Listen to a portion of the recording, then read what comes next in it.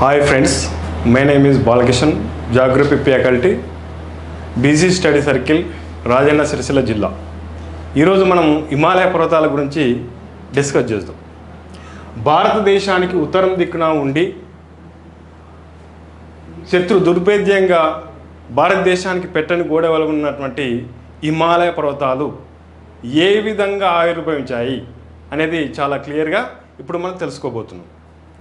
Right, ఇప్పుడు హిమాలయాల పుట్టుక గురించి ప్లేట్ టెక్టానిక్ థియరీ ద్వారా మోర్గాన్ ఏస్ అనేటువంటి ఇద్దరు శాస్త్రజ్ఞులు వివరించడం జరిగింది. హిమాలయాల పుట్టుక గురించి ప్లేట్ టెక్టానిక్ థియరీ ద్వారా. దీన్నే తెలుగులో పలక విరూపక సిద్ధాంతం అంటారు.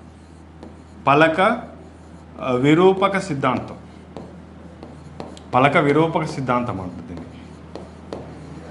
పలకలు అంటే ఏంటి అంటే భూగోళాన్ని మొత్తం 7 మేజర్ పలకలుగా డివైడ్ చేయడం జరిగింది. 7 మేజర్ ప్లేట్స్గా డివైడ్ చేయడం. పలకల్ని ఇంగ్లీష్లో ప్లేట్స్ అంటారు. దానిలో భాగంగానే రైట్ ఈ విధంగా ఇండియా పలక, యురేషియా పలక గురించి, ఈ 2 పలకల గురించి ఇప్పుడు తెలుసుకుందాం.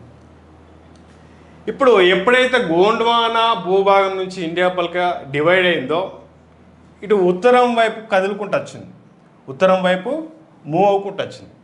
ఉత్తరం వైపు ఏ పలక ఉంది? యురేషియా పలకం. ఇండియా పలకకు యురేషియా పలకకు మధ్య టెథిస్ సముద్రం ఉండేది.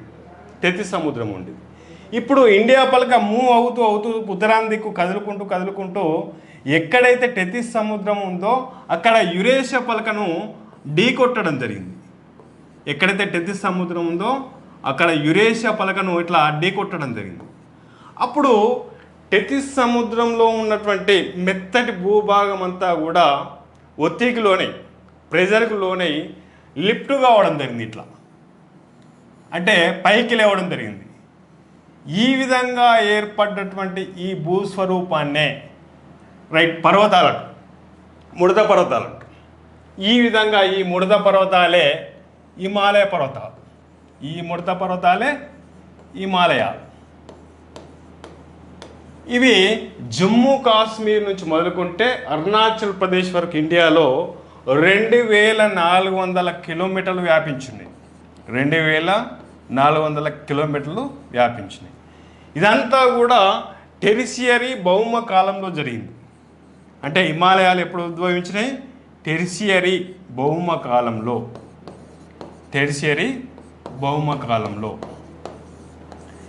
యురేషియా పలక తర్వాత ఈ ఇండియా పలక యురేషియా పలకను ప్రస్తుతం కూడా ఢీకొడుతూనే ఉంది. అందుకే హిమాలయ పర్వతాలు ప్రతి సంవత్సరం 5 నుంచి 10 సెంటీమీటర్ల ఎత్తు పెరుగుతుంది.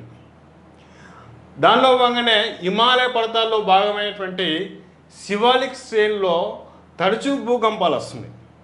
కారణం ఏంటంటే ఈ ఇండియా పలకపై యురేషియా పలకని ప్రస్తుతం కూడా ప్రజెంట్ కూడా ఢీకొట్టడం వల్ల. ఓకే, థ్యాంక్ యూ అండి.